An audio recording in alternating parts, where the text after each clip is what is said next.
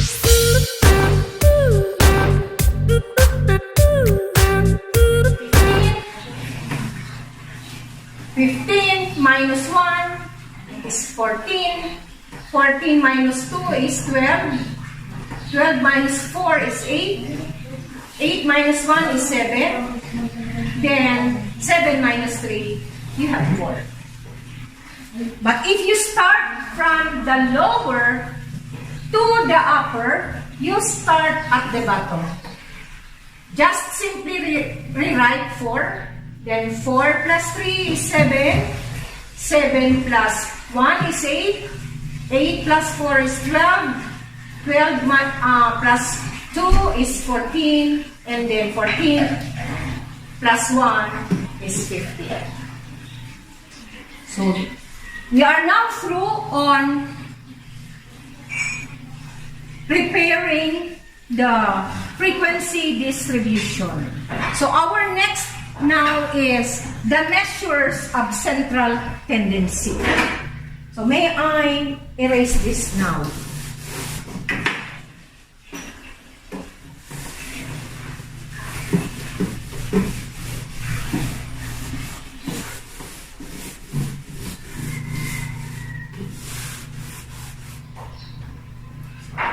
I will,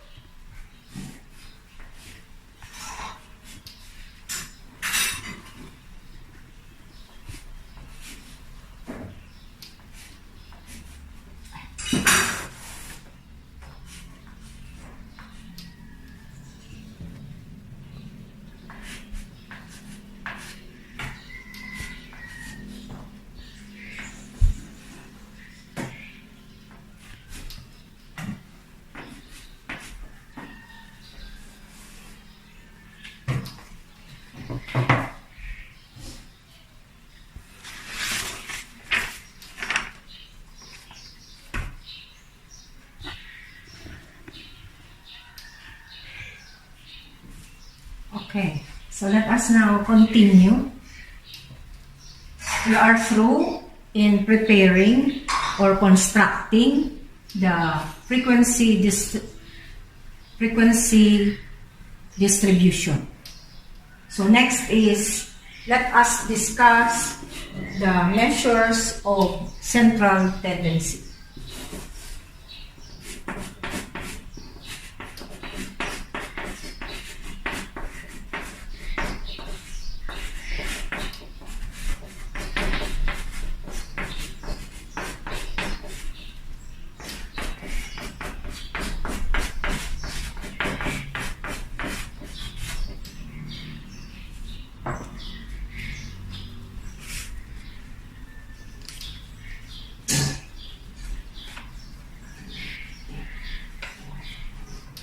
The measures of central tendency is being used as the point of scale.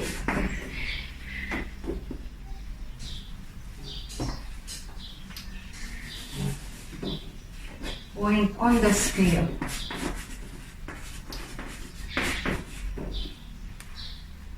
Around which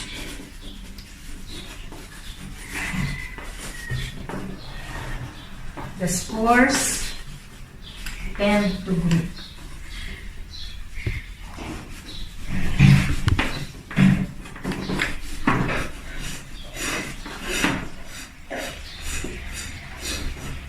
Now, measures of central tendency is the value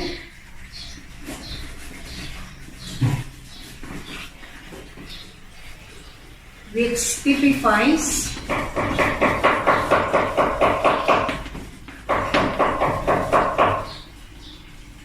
or best represents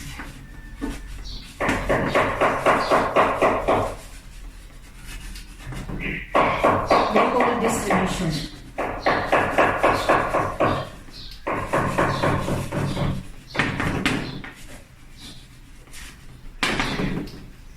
Central tendency also is the value.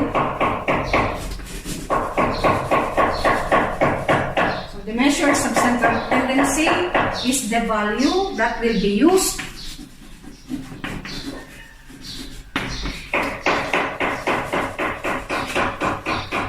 as the basis in determining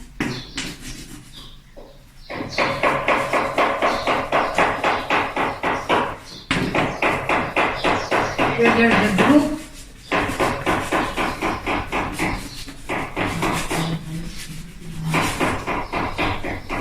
is performing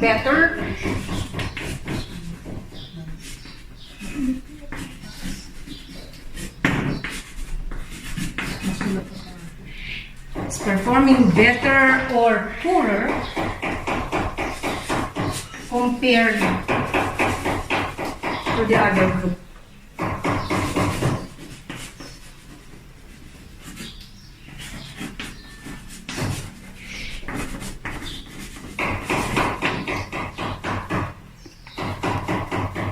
So the measures of central tendency are used to point out on the scale around which the scores tend to group.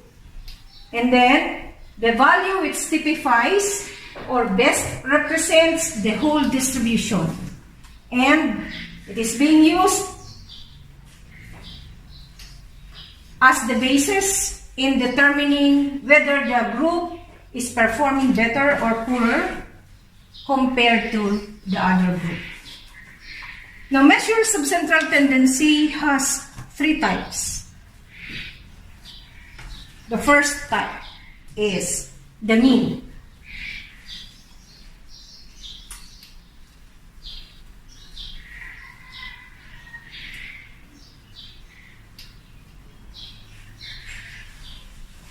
So the first type is the mean times Wala tayong space.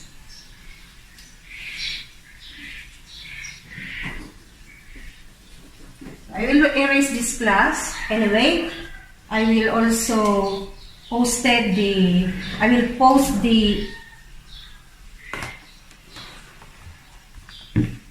copy in the Google Classroom. So may I now erase?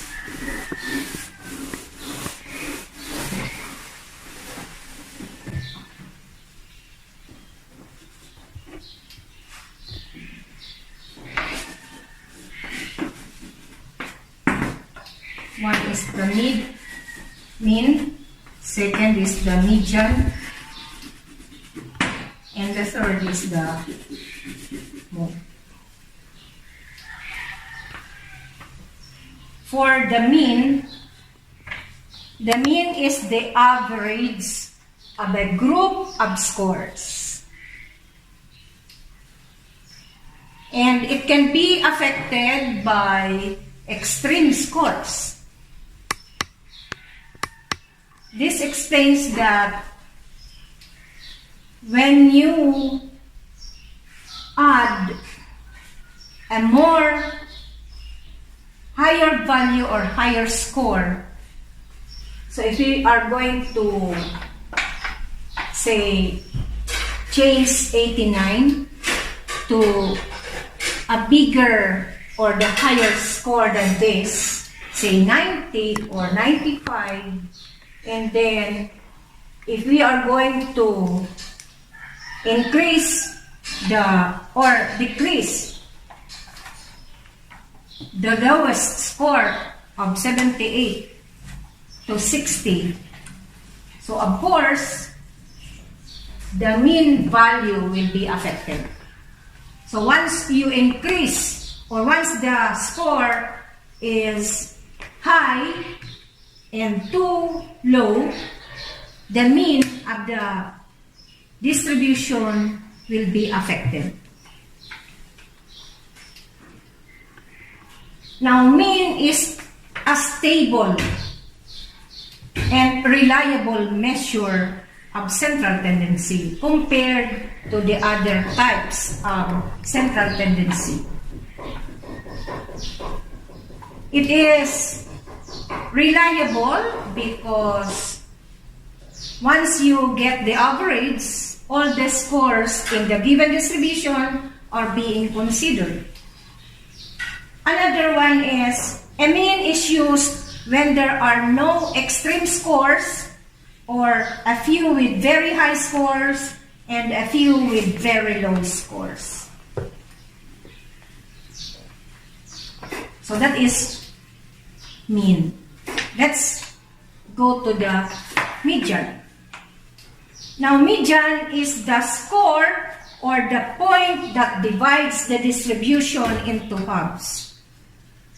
So, for example, the median in a certain distribution is, say, 84. Then, if the 84 is the median, so it was divided into halves, which is the scores above the 84 and the scores below the 84. It is also known as the 50th percentile.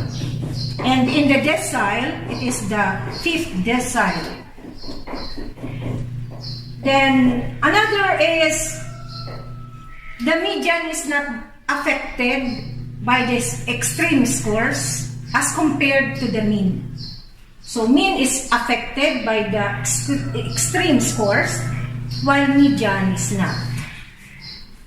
Then median is used when the distribution of scores is skewed, when there are either extremely high scores or extremely low scores. Then we have now the third type of central tendency, which is the mode. Now, mode is the most frequent score in the distribution. When we say the most frequent score means that the scores who have high frequency or bigger frequency. In the given distributions here, the highest frequency is 4 and 70. As you have noticed in the data that I enumerated earlier, 84, in 84 there are 3. There are, is it right? Am I right, class? 84.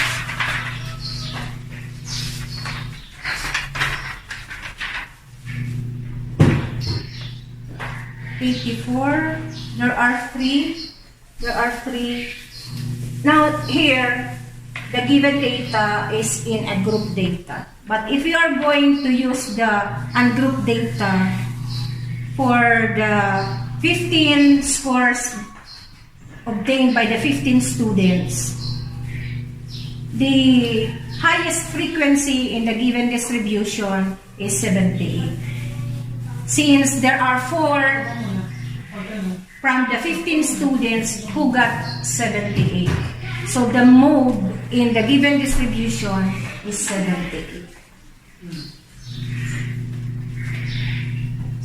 So that is what mode is. Now, another characteristics of the mode is that the mode is used when you want to have a quickest estimate of typical performance. So you will just use the mode as the statistical tools.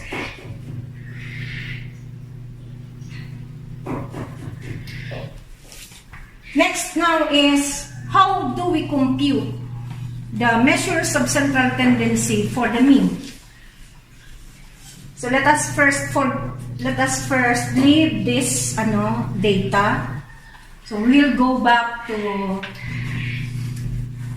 the scores that I have stated earlier, which are the 15 scores obtained by the 15 students in a mathematics major class. So again, I will be using the same data. It is the 15 scores obtained by the 15 students. So may I write first?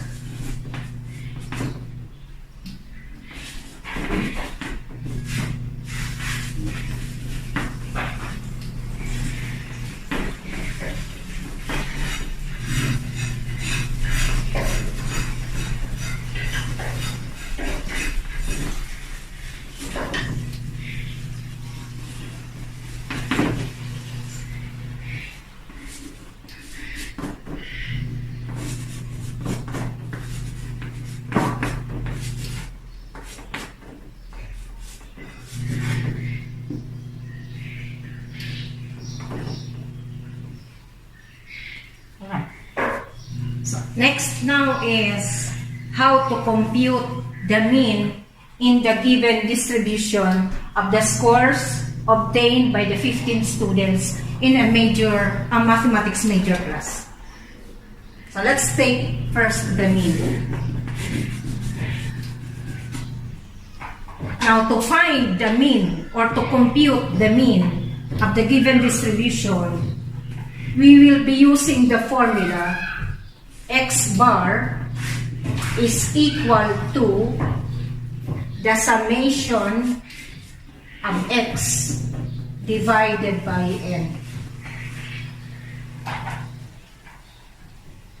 So x bar is equal to the sum of x. So let us denote x as the scores of the 15 students. Now we are going to add. So let us add all the scores obtained by the 15 students. So using that distribution,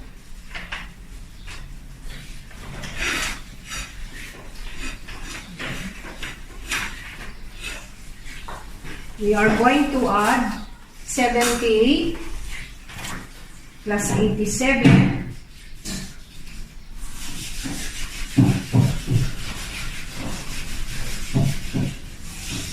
78 plus 87 plus 83 plus 78 plus 81 plus 80 plus 78 plus 85 plus 84 plus 87 plus 89 plus 84 plus 84 plus 81 plus 78.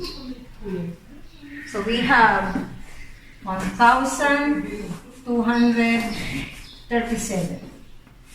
Divide it by n, which is 15. So 1,237 divided by 15 is 82.47. So the mean is equal to 82.47.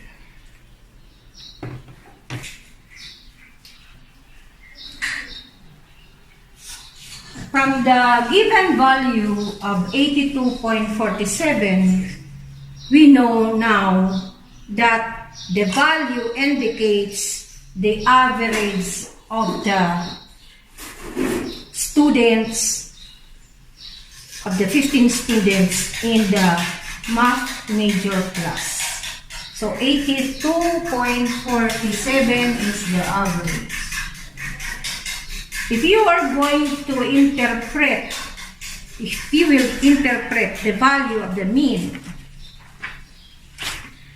this means that above 82.47 in the 15 students perform well in the test.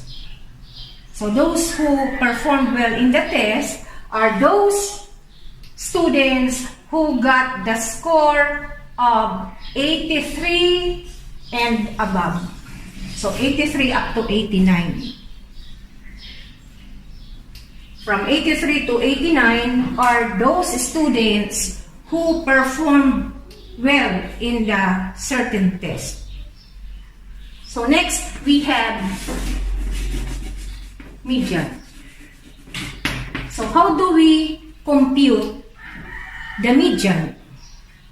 Now let us use again the formula. X is equal to the summation of f x sub m over n.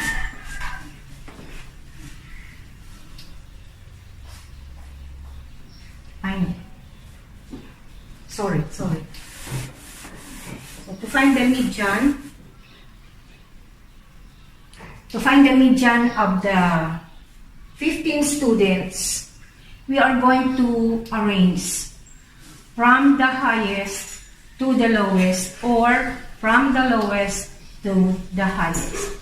So we will arrange the 15 scores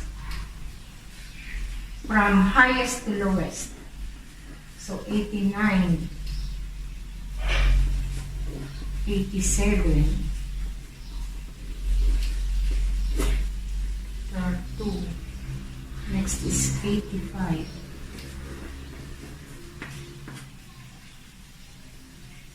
and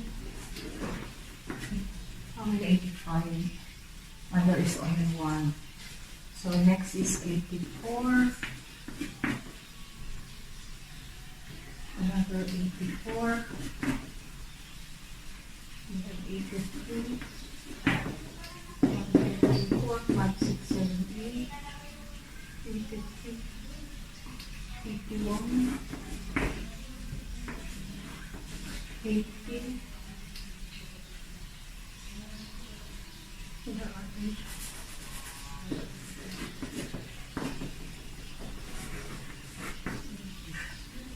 1, 2, 3, 4, 5, 6, 7, 8, 9, 10. 11. They're all.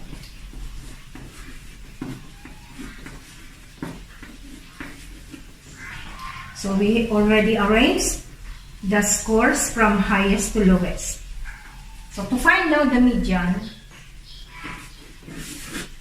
first is, I said, arrange the scores from highest to lowest. Since we have already arranged from highest to lowest, we can now already determine the median of the scores distribution.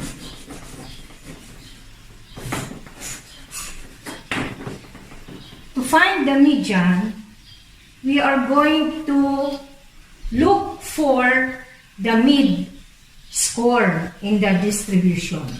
Since there are 15 students, so 15 is an odd number, we are going to count 7 scores from the highest and 7 scores from the lowest. So we have 1, 2, 3, 4, 5, 6. Then, dito tayo 1, 2, 3, 4, 5, 6. Ano? 7 pa. 1, 2, 3, 4, 5, 6, 7. So dito yung 7. Another 7.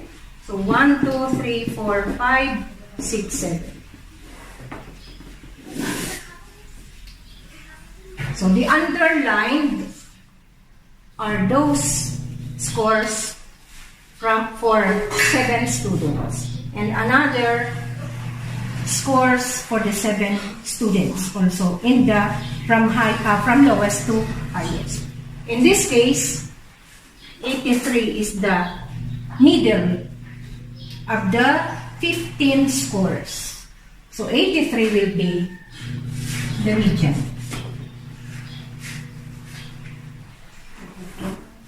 So to find the median for an ungrouped data, we simply arrange from highest to lowest or from lowest to highest and get the middle score.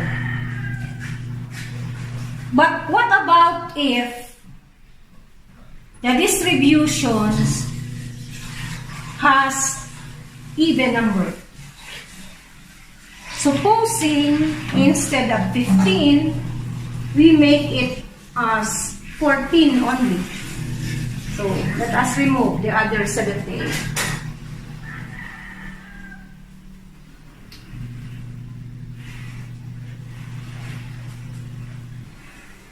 So there are 14 only, 14 scores in the distribution.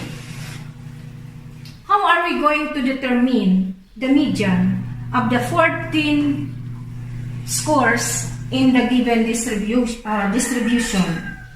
So, the same as what we did earlier, we are going to arrange from highest to lowest or lowest to highest.